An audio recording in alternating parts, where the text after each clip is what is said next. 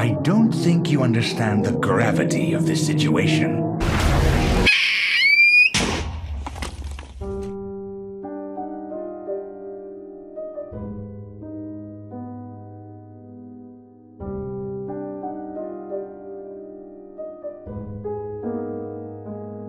Greetings, and if you saw the previous video, this one is my due diligence in covering the story, lore relevant power scaling, and a little bit of gameplay of the two newest Warframes, just for fun. This is obviously not going to be a build video or a guide. I think there are much better content creators out there that can deliver on that notion, although my favorite one hasn't uploaded anything in quite a while. I wonder what he's doing. Anyway, this is Sirius and Orion, or the other way around, depending on who your favorite son is. They are a dynamic duo of mass destruction, pretty much like any Warframe. Each of them has the base power level of a frame and all the benefits of modding and the weapon arsenal in-game, as well as a full set of gear that is available to any Warframe depending on what you have equipped on your gear wheel. Now, as a gameplay limitation, you can only control one of them at a time. But I would have found it interesting if Digital Extremes just would have done a Dota move and gave us two distinct frames that we have to micromanage at all times. It would have been kind of funny, probably bad and chaotic as hell, but on the other side, it would have been hilarious. So in gameplay, you only control one of them at a time. But let's be honest, in any scenario from the perspective of the in-universe lore, there are separate individual entities, and they would always act completely independent from each other at all times. That means you essentially have to always deal with both of them at the same time, if we assume that they come as a package. It also means that they could, in theory, act completely on their own, although that would mean they would lose some of the benefits.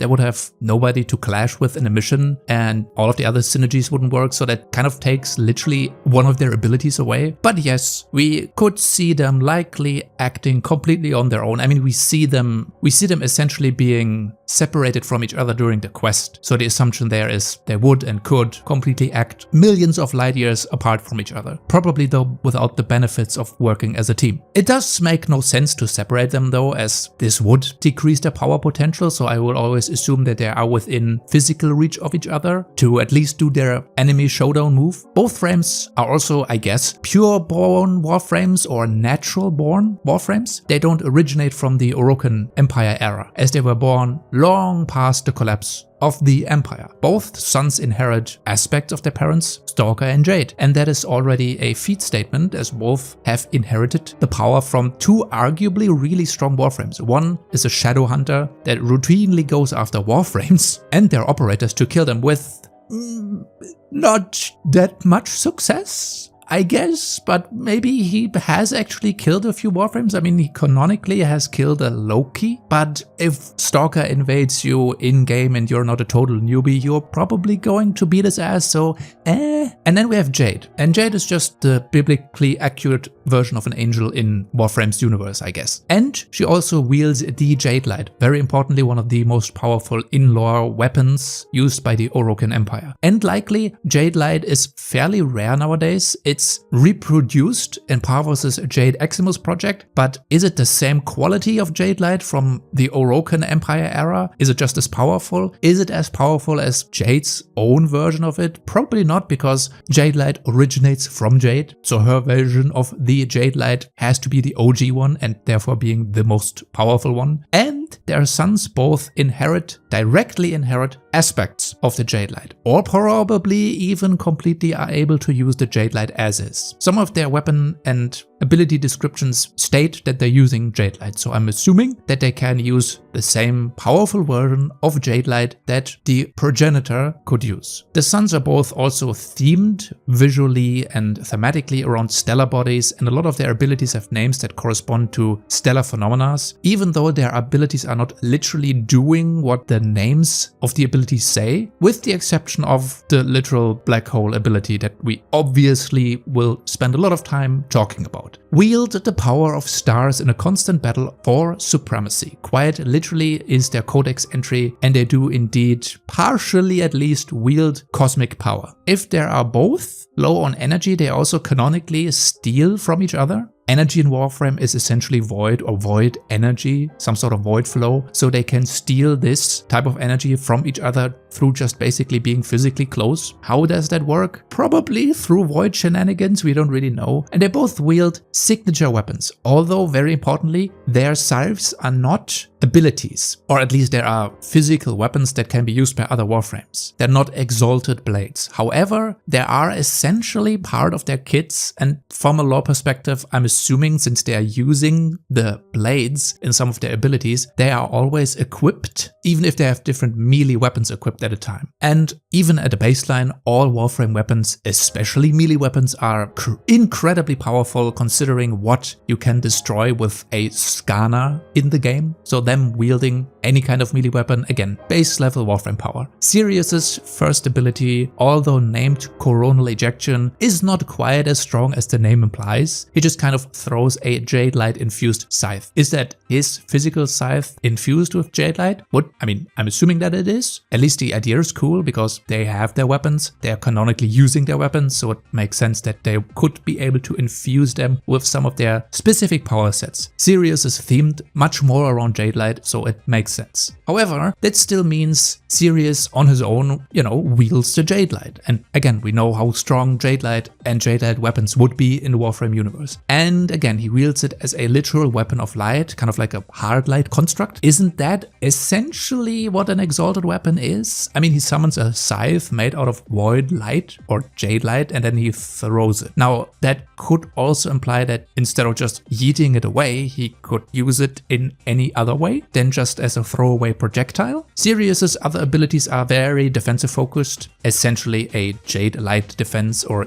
defensive use of Jade Light. One is just an auto-aiming projectile and the other one is a protective field that regenerates Warframes or allies, basically anything and any damage that's done inside the area and the field. All forms of damage is regenerated, similar to Trinity and other support frames. This repairs and restores entities back to full health or whatever you would classify as health in the game. And this happens through completely power-causal means. It does repair any damage, whether it is organic or inorganic matter, living, non-living beings, all through the power of Jade Light, I presume. Orion, on the other hand, is based stronger around gravity, although you basically know there's one specific particular skill we need to talk about a little while longer. But let's start with his first ability. Similar to Sirius, he can utilize his scythe as part of his skill kit, slashing enemies. This time it's not infused with anything. Does that still then count as a exalted ability, or does he literally just slash enemies with his scythe? Maybe Orion could also infuse his weapon with Jade Light, but that's not really shown in game. We could assume he would be able to do that. His astral shell is essentially a decoy that forces enemies to attack it, and anything that kind of overrides the intelligence of enemies in the game, I always intonate, or I assume there is a certain level of mind control to it, so he has an aspect of mind control. A decoy also blows up and does damage. It's not very important to mention as it's kind of only basic damage and it has no significant scaling or specific feats to it. It's just kind of a death trap that he can set up for enemies. However, Orion can also literally summon and throw around a black hole, Event Horizon. And by the way, both brothers can control at least the trajectory and the movement of the black hole, while both of them being seemingly totally unaffected by it. And we need to talk about what you would need to have as a skill set to be able to summon, wield and survive a literal black hole. Yeah, sure, obviously, disclaimer, it's a void magic ability, and in many cases you could just do the lame thing and say,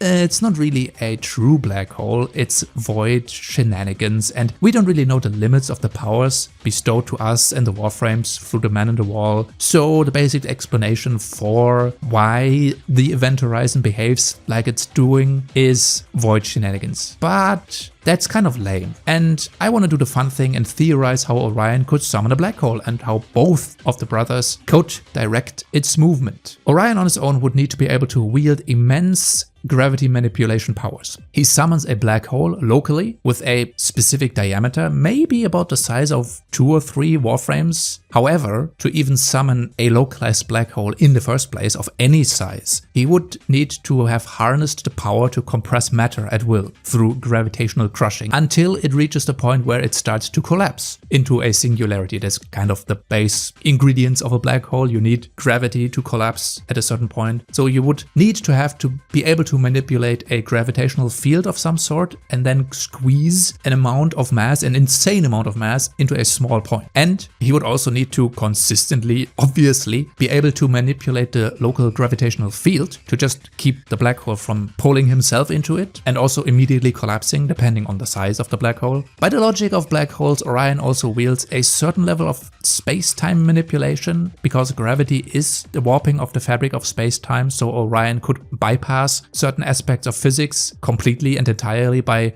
kind of directly folding, bending and snapping space-time itself. Again, we don't really know what's inside or past a black hole. The science there is a bit sparse, so we kind of reach certain limits of known science, especially since Orion can quite literally just directly stand in the middle of the black hole itself without any effect on him. If he can control space-time, he basically creates a literal rip, a tear in the universe's geometry to spawn a singularity out of thin air. And since he can safely control it, Orion could likely isolate the black hole inside of like a pocket space-time, like a stable space-time, allowing it to move around without destroying everything around it. Orion also, alternatively, if you don't take gravity, he has an extreme level of mass and density manipulation at his disposal. Without the use of gravity, he could scale up the mass of a section or an area where he wants to spawn the black hole, and eventually, if he scales enough mass into a specific spot, that would also eventually form a black hole. Orion would basically override the fundamental forces that keep atoms apart, crushing electrons into protons, overcoming neutron degeneracy pressure, and forcing quarks to occupy the same space. However, he would kind of have to compress something like an entire planet down to the size of a marble to create a powerful black hole. If Orion has that manipulation power, he would essentially be able to do that. However, since he is gravity themed, I assume it's done through gravity manipulation instead of just mass and density. In order to not be completely ripped apart, Orion, as well as actually any other Warframes in the vicinity of the black hole, would need some sort of resistance. Unless again Orion himself can kind of use his space-time manipulation to choose what the black hole harms and what it does not affect, or again, this is maybe a little bit of a gameplay limitation. Orion would have to also be able to withstand millions of degrees of immense waves of X-rays and gamma radiation, because that happens when you're that close to a black hole. Also, black holes of a certain size tend to not sustain themselves, and they tend to blow up, which actually does happen in gameplay. In that situation, frames would need to be able to withstand the explosion of a black hole. Either that, or again, Orion manipulates the black holes to such an extent that even its decay and the resulting explosion does not affect his allies, which would also be an insane feat. Kind of breaking reality in a specific section. In addition to that, I assume summoning a localized black hole would just completely destroy the environment, which again, due to gameplay reasons, it cannot happen. But theoretically, it would just rip the ship apart that Orion currently occupies, and then you're just out in space. Or it would severely damage a planet, or I mean, severely damage is an understatement. Depending on how big the black hole is, it would just destroy the planet. Let's just say Orion could summon like a 2-meter diameter black hole, as I did not fully check how large the actual in-game model is, and again it scales differently with the range mods, but it's bigger than a Warframe, which is around 1.8 to 2.5 meters, so I just chose a 2-meter diameter, maybe plus minus, including some range mods, but at least a 2-meter diameter black hole, just 2 meters, would already have about the same mass as 3/4 of Jupiter. And yeah, that would rip apart the planet Orion is using the ability on. So no matter how big we think the black hole is, or how small, it would likely just wipe out anything if not controlled by Orion. And again, since he seems to be able to directly control the destructive power of the black hole, we have to assume he just has an insane amount of paracausal control over gravity and space-time. Actually, since we're talking about the size, even if a black hole would just be atom-sized, so just the size of an atom, it would already have an insane amount of mass. So since we can clearly see it, I mean, you wouldn't be naturally able to see a black hole, but you know what I mean, we are able to see it visually without a microscope. It's bigger than an atom. So any single cast of Event Horizon is potentially an apocalyptic extinction event. In any case, Sirius seems to be able to influence the black hole as well, so he likely has the same capabilities, or at least he's able to manipulate and to control space-time and the destructive power of the summoned black hole. And finally, both can clash in a constellation-inspired duel, devastating anything around them due to them being rivals and what we saw in the trailer. And I think, you know, that's probably not as strong as the black hole from a lore or gameplay or like a science perspective, but even though two Warframes seriously clashing with each other, that would essentially be like multiple nuclear blasts going off on the planet too, so yeah, that's also an apocalyptic event. It's kind of, honestly, the mostly fucked up part is that they can summon, or at least Orion can summon, a literal black hole. That is total overkill for any combat scenario, and the fact that it only drags enemies around and does some menial damage in-game is kind of criminal. That thing could be some Warframe's ultimate fourth ability, like summoning a black hole, but it's just part of Orion's base level kit, and in gameplay it's also a little bit meh, but we're talking about like lore and stuff. Sirius, again, potentially can do the same thing of gravity manipulation, or he has the same level of control, and that's the extent to how busted these two new brothers are. They're very busted, extremely busted. In-game though, I've seen a few people being kind of unhappy with their line of sight limitations and some of their abilities not fully synergizing. I guess we can talk about this real quick, since gameplay is important. And I can partially agree with that. They did release after some really strong Warframes, so both of them just being quote-unquote fine might come across as a little bit disappointing, especially since they were hyped up so much. I assume they will get looked at and get some augments eventually, although maybe we should talk about augment mods in Warframe at some point, or rather maybe I should do like a long form yap session about Warframe in general, because I do have some thoughts on certain aspects. But for now,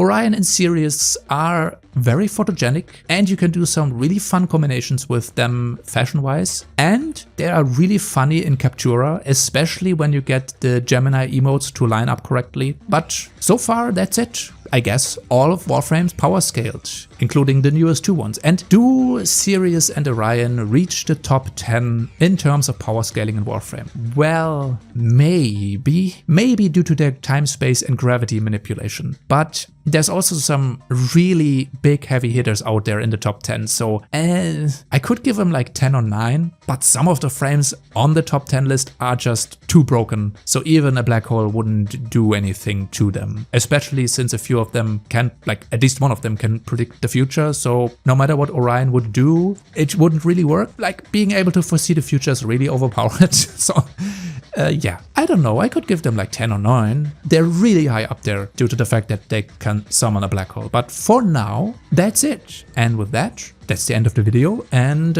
I will see you next time.